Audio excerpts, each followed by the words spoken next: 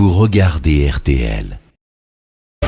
7h44, excellente journée à vous tous qui nous... Oui, 44, excellente journée à vous tous qui nous écoutez sur la première radio de France. Elisabeth Martichoux, vous recevez donc ce matin la présidente du Front National, Marine Le Pen. Bonjour Marine Le Pen. Bonjour. Merci beaucoup d'être dans ce studio d'RTL. Le parti d'extrême droite italien, la Ligue de Matteo Salvini, devance pour la première fois son allié du centre droit de Berlusconi aux élections générales italiennes. Pourquoi vous l'appelez d'extrême droite ? Parce que c'est comme ça qu'on le qualifie au lendemain de la... C'est qui on ? C'est la Ligue lombarde. La Ligue. Non, mais qui on ? Eh bien, vous dites c'est comme ça qu'on le qualifie. Bon, bref. Est-ce vous n'êtes pas, vous ne le qualifiez pas d'extrême droite. Alors c'est non, comment pas vous plus le lui, pas plus lui que moi d'ailleurs. C'est un mouvement qui s'oppose à l'Union européenne, qui est extrêmement eurocritique et à juste titre, qui est opposé à la submersion migratoire de l'Italie et accessoirement de l'Europe, qui a une sensibilité sociale comme le Front National, c'est-à-dire qui souhaite que les aides sociales, la solidarité nationale s'effectue à destination des Italiens d'abord.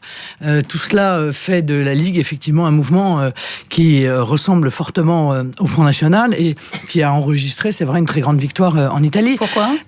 Parce qu'en réalité, le clivage mondialiste national est en train de traverser tous les pays et pas seulement tous les partis. Aujourd'hui, le vrai débat, c'est est-ce qu'on souhaite être libre, souverain, et pouvoir mettre en place les protections en réalité que la nation peut offrir, ou est-ce qu'on bazarde tout ça dans un européisme échevelé avec la libre circulation, le laisser-faire, le laisser-passer, le laisser-aller. C'est ça le vrai sujet, le vrai clivage. Il traverse encore une fois l'Italie et aujourd'hui les résultats sont clairs.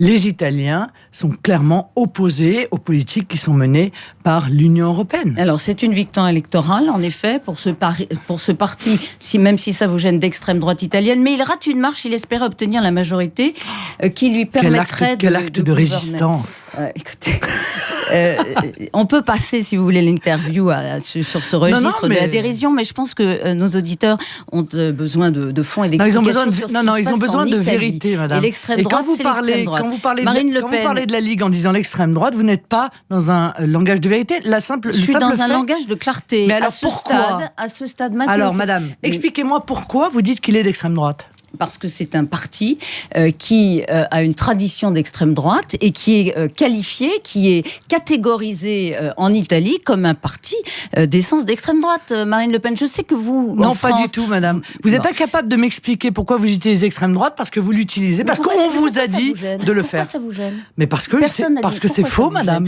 Moi, je voudrais pas... Parce que c'est faux. Parce que ce terme est utilisé, et vous le savez, volontairement de manière péjorative, pour écarter en quelque sorte de la crédibilité de la vie politique un certain nombre de mouvements qui dérangent le système, qui dérangent l'Union européenne.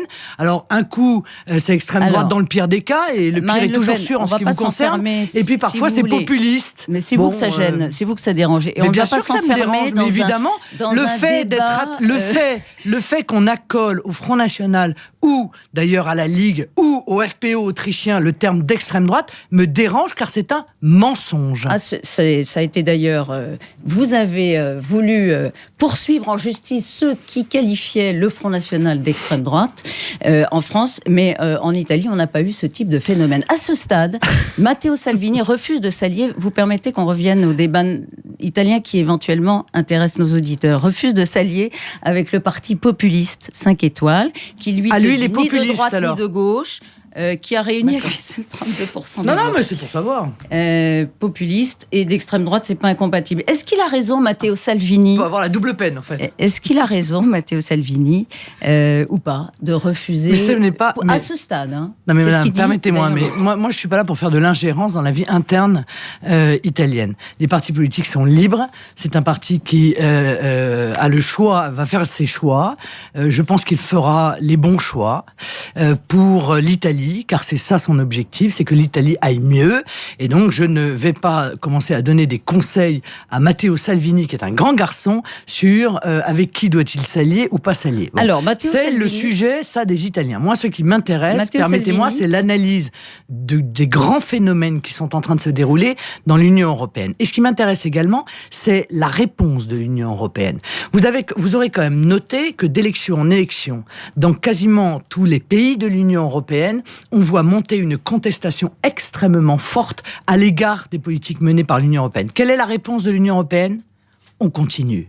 On va aller plus loin et on va réfléchir à comment est-ce qu'on peut contraindre les peuples pour les empêcher de voter contre nous. Emmanuel Macron, ça hier démontre quand même un rejet du processus démocratique, un rejet de la volonté des peuples de la part de l'Union européenne, qui est très symptomatique de cette Europe carcérale dont je parle souvent. Emmanuel Macron hier a réagi à l'élection italienne en mettant en avant le besoin de protection et en fustigeant entre guillemets la brutalité éventuellement dans les politiques migratoires. Il était un peu blême, hein, et j'ai l'impression qu'il a peur, Emmanuel Macron, parce qu'en réalité, Renzi, c'est le Macron italien. Il a été élu sur les mêmes critères, en quelque sorte. C'est un européiste convaincu comme Emmanuel Macron. C'est un homme de gauche libérale. Emmanuel Macron se définit comme ni de droite ni de gauche, puisque vous aimez la précision. Mais si vous le dites, madame, vous êtes là pour catégoriser les gens, leur mettre une étiquette, donc si vous le dites, il n'y a pas de souci. Quand une étiquette vous gêne,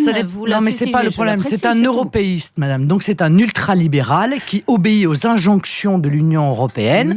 Donc, comme je l'ai dit, il est pour la libre circulation, et donc pour l'immigration massive. Il est pour l'ultralibéralisme, la mise en concurrence déloyale. Il ne peut pas apporter la protection dont il parlait hier. Et il ressemble à s'y méprendre à Emmanuel Macron. Et Emmanuel Macron, en voyant les résultats des élections italiennes, s'est dit... Mais après tout, est-ce que ça ne pourrait pas m'arriver d'ici quelques années ? Ce que moi, je crois, c'est peut-être aussi la raison pour laquelle nous sommes en ce moment victimes d'autant d'attaques, d'autant de persécutions, c'est qu'en réalité, nous représentons évidemment l'alternative à la politique d'Emmanuel Macron. Vous permettez, Matteo Salvini est en tête parce qu'il a formé une coalition avec Silvio Berlusconi. Ils avaient déjà d'ailleurs gouverné ensemble. Cette force est-elle transposable, puisque vous en parlez ? Où sont vos alliés ? LR ne veut pas d'alliance avec vous. Comment rompre votre solitude sur l'échiquier politique français ? Pardon, mais enfin, au présidentiel, j'étais pas si seul que ça. D'abord, j'étais avec 11 millions de Français, c'est déjà pas mal. Oui, il n'y a pas beaucoup de monde, il n'y a pas beaucoup de candidats, il n'y a pas beaucoup de mouvements politiques qui peuvent en dire autant.